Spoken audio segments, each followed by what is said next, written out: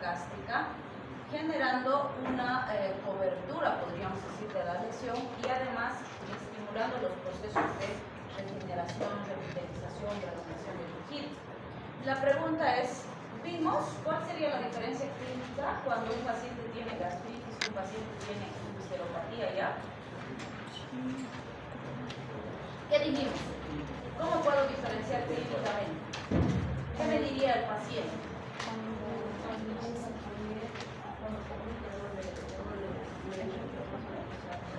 Eso sería gastritis. Muy bien. En cambio, cuando solo es gastritis, le duele terriblemente, ¿verdad? Entonces, ¿cuál sería la explicación de eso? ¿Se acuerdan? Porque la comida va a generar un mecanismo físico de protección de la lesión por un momento y eso va a evitar que el ácido entre en contacto directo con la úlcera y el dolor va a disminuir. Pero esto, como dijimos, es transitorio, ¿no? Pues después la comida igual se va a ir mezclando con el ácido y va a empezar a sentir dolor también el paciente. Entonces nos ayuda ese signo clínico, pero no es absoluto, ¿sí? Puede en algunos percibirse más, en otros no, y además es solamente transitorio. Pero, de hecho, cuando usamos el supralfato, cumple un mecanismo parecido a este. Resulta que aquí en la base de la úlcera, como está abierta la lesión, esa es una herida abierta literalmente, entonces existen proteínas que están descubiertas, que no deberían estarlo, pero están, y eso permite que el fármaco pueda fijarse de forma más eficiente a la base de la úlcera.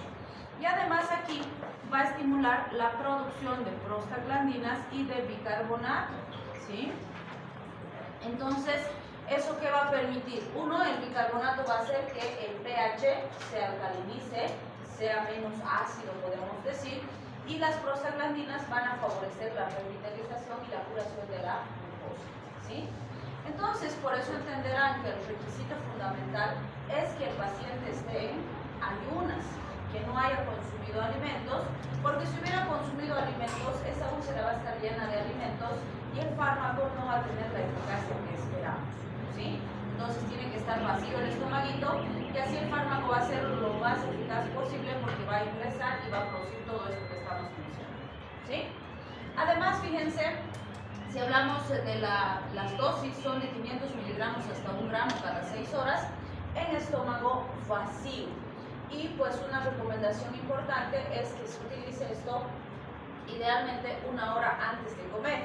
Si tuviéramos un paciente en terapia intensiva que está así hospitalizado con un montón de máquinas, sus tubos conectados y demás, ¿qué podríamos mencionar en relación, por ejemplo, a la forma de aplicación? Ese paciente no va a poder tomar la medicación.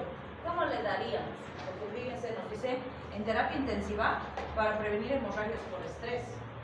¿Qué dice? ¿Qué dices? No lo puedes administrar intravenoso, ¿no? No se administra. No hay esa vía. ¿Cómo?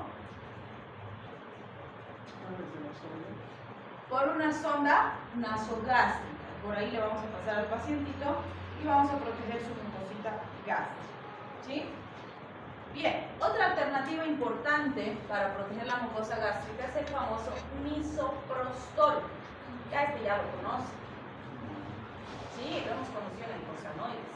No, ¿cómo que no? Este también se conoce como Citotec o como Misos. ¿Qué han escuchado de este fármaco que hemos dicho cuando hemos visto icosanoides sobre él?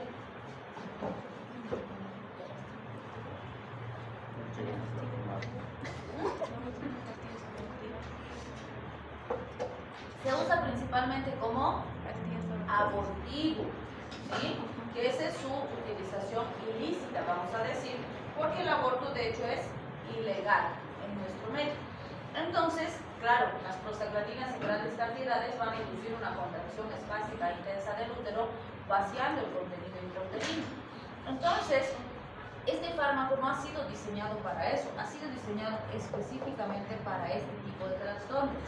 En pacientes que no están respondiendo con las terapias convencionales y las ulceropatías son significativas, les damos misoprostol, que van a ser prostaglandinas en grandes concentraciones, con el objetivo de mejorar los mecanismos de protección gástrica mediados por prostaglandinas.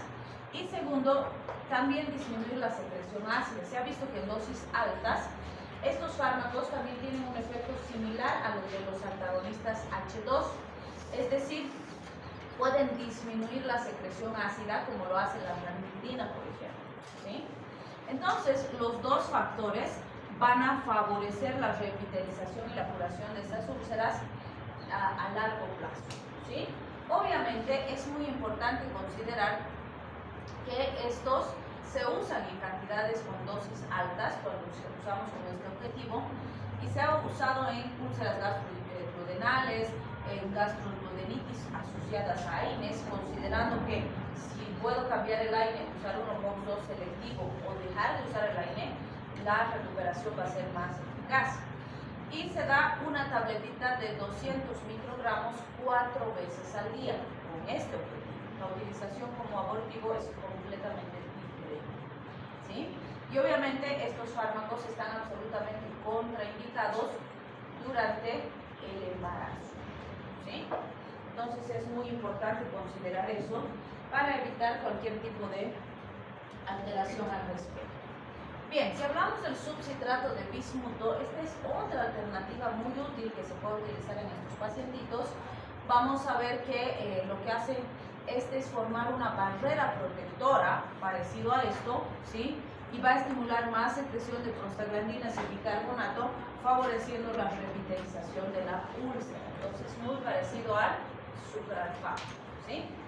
Además, vamos a ver que este subcitrato de bismuto actualmente entra en lo que serían los esquemas de erradicación del Helicobacter pylori y la curación de la mucosa en pacientes con esa dolencia. Por ejemplo, entra en lo que se conoce como el cuarto o el cuádruple esquema. El triple esquema, ¿qué usa? Usa amoxicilina, claritromicina, o sea, 2 antibióticos para erradicar el Helicobacter, más inhibidores de bomba. Ese es el triple esquema, ¿sí? Sí puede haber variación en los fármacos antimicrobianos que utilizamos, hay distintas opciones, vamos a decir.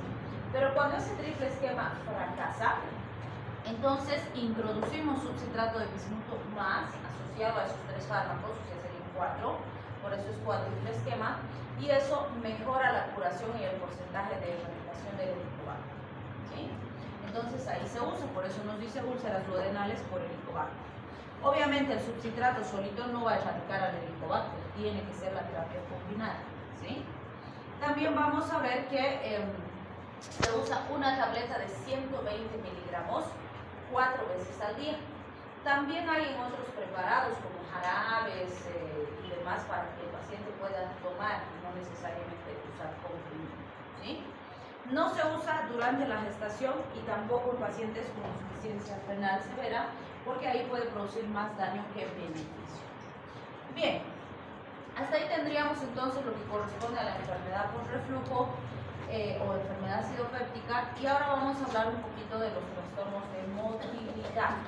Cuando hablamos de los trastornos de motilidad, fíjense, algo muy importante es que lo habitual o lo fisiológico, si hablamos de digestión, ¿cuánto sería? ¿Cuánto tarda el alimento habitualmente en pasar del estómago hacia el intestino? Alrededor de 2 horas, ¿sí?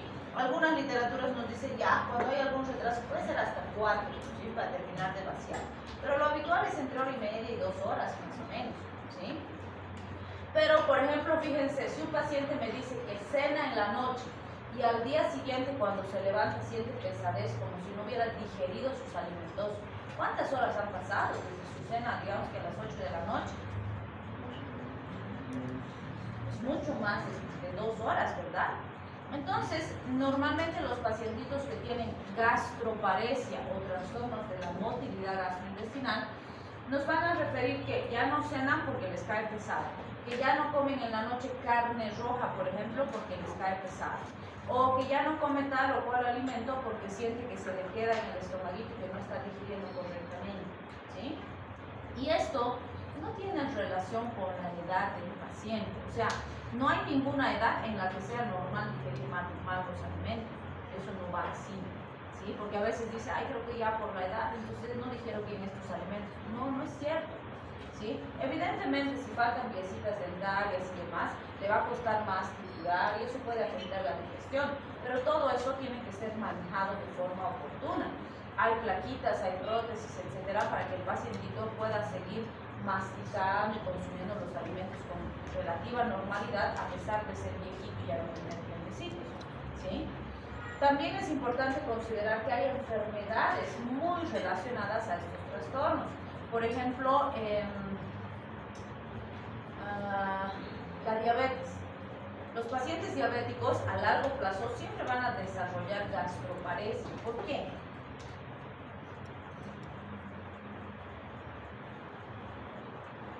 Una de las P's de la diabetes, ¿cuál es? La más tardía, vamos a decir.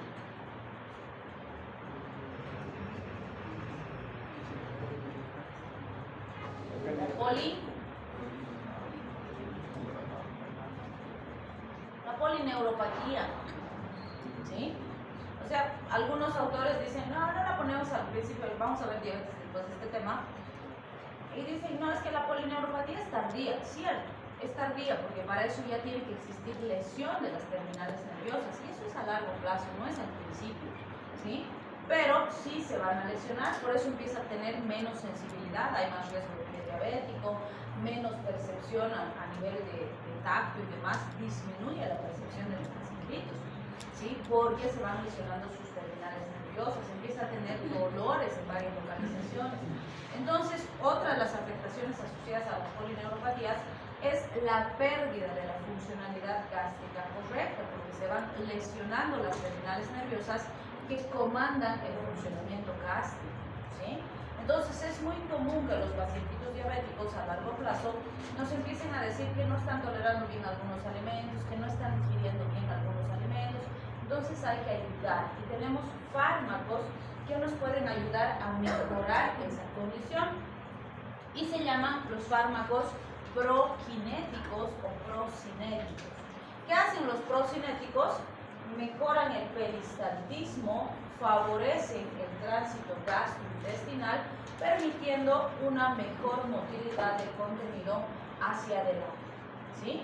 Estos también servirán en un paciente que dice, ay, estoy con indigestión, ¿sí?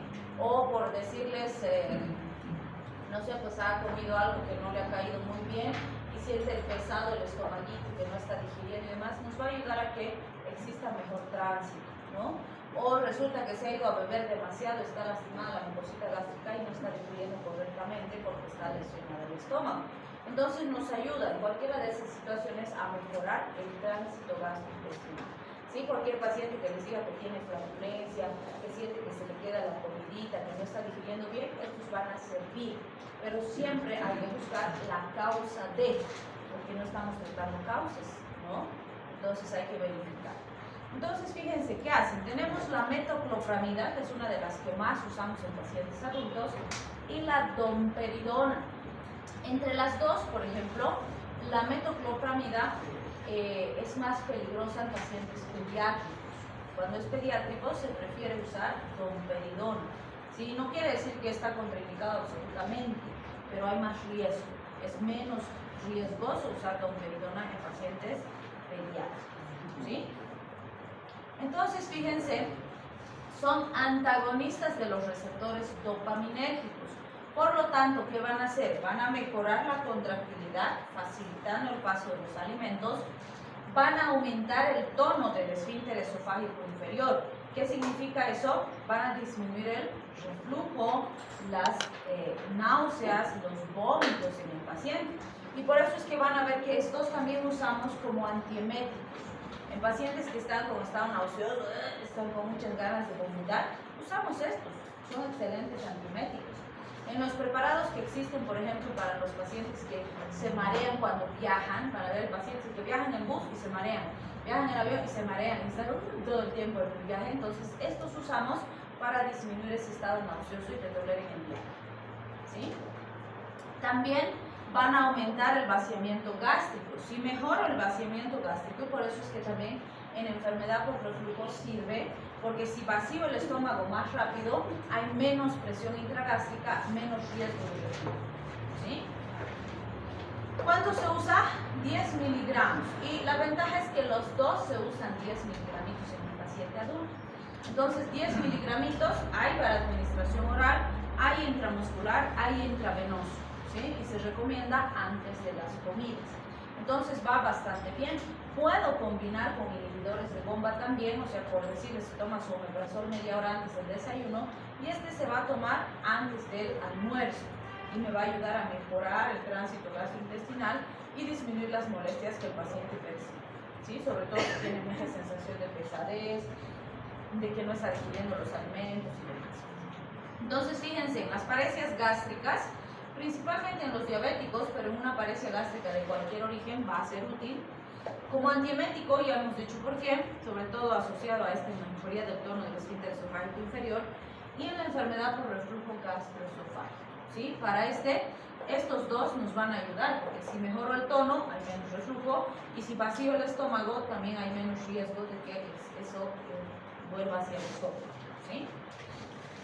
Bien, como efectos secundarios que tenemos, como es antagonista TOPA, claro, pues pueden haber síntomas parkinsonianos. Recuerden que el Parkinson es secundario a la deficiencia de dopaminérgica. Y yo farmacológicamente estoy bloqueando los receptores dopaminérgicos. ¿Sí? Sin embargo, no es tan frecuente, pero obviamente si toma el paciente mucho tiempo, muchas dosis, etc., pueden aparecer algunos signos parkinsonianos importantes. ¿Sí? Entonces sí es importante considerar eso porque obviamente puede haber algún trastorno de la marcha, alguna alteración a ese nivel. ¿Sí? Fármaco.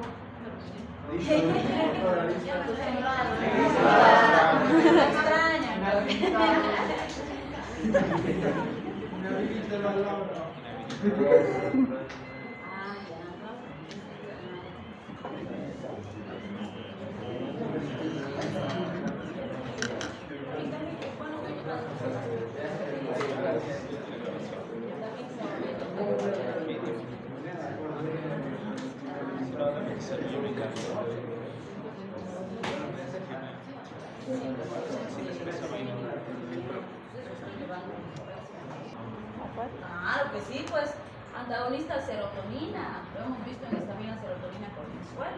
¿Sí? Entonces, claro, es nuevo así, ¿no? No, ya lo conocen.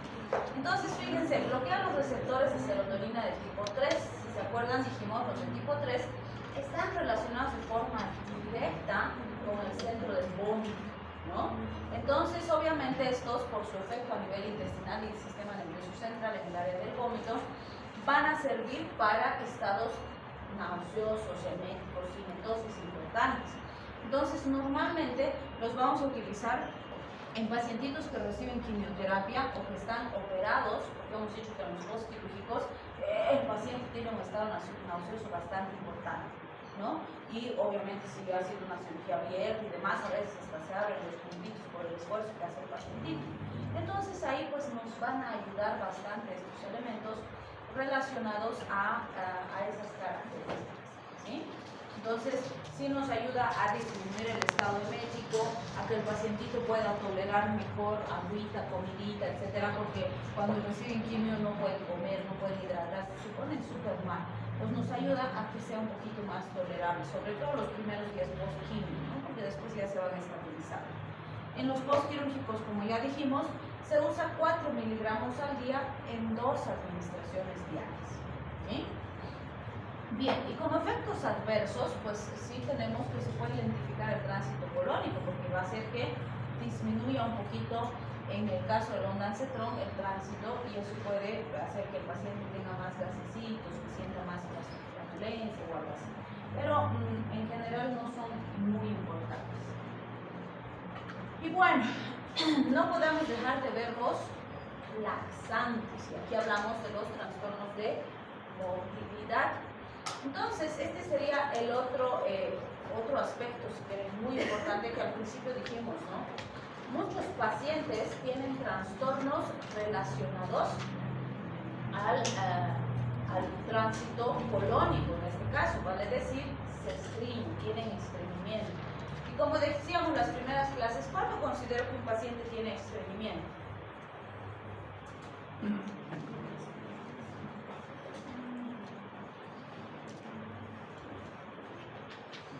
¿O cuándo debería ser el hábito intestinal normal? ¿Cuántas veces al día deberíamos tener deposiciones o cuántas veces a la semana? Dos ¿3 veces. veces a la semana? 2 veces al día. 3 veces al día. 2.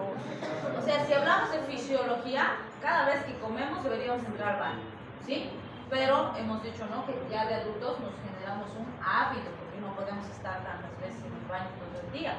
Entonces nos generamos un hábito, pero lo mínimo es entrar una vez al día, ¿sí? Entonces es muy importante considerar eso, porque cualquier paciente que no entra todos los días a tener deposiciones ya es estreñido, ¿sí? Aunque nos diga el paciente, no, doc, pero yo toda mi vida he entrado pasado un día y normal, o sea, me siento bien. No, ya es estreñido, ¿sí? Porque no se olviden que las deposiciones están permitiendo sacar de nuestro organismo sustancias tóxicas, desechos, basura, lo que no sirve, ¿sí? Entonces sí se queda claro que tiene un impacto negativo. Hay más riesgo de poliposis, de cáncer de colon. Incluso, por ejemplo, hay estudios que han demostrado que las personas que se estreñen tienen más riesgo de infección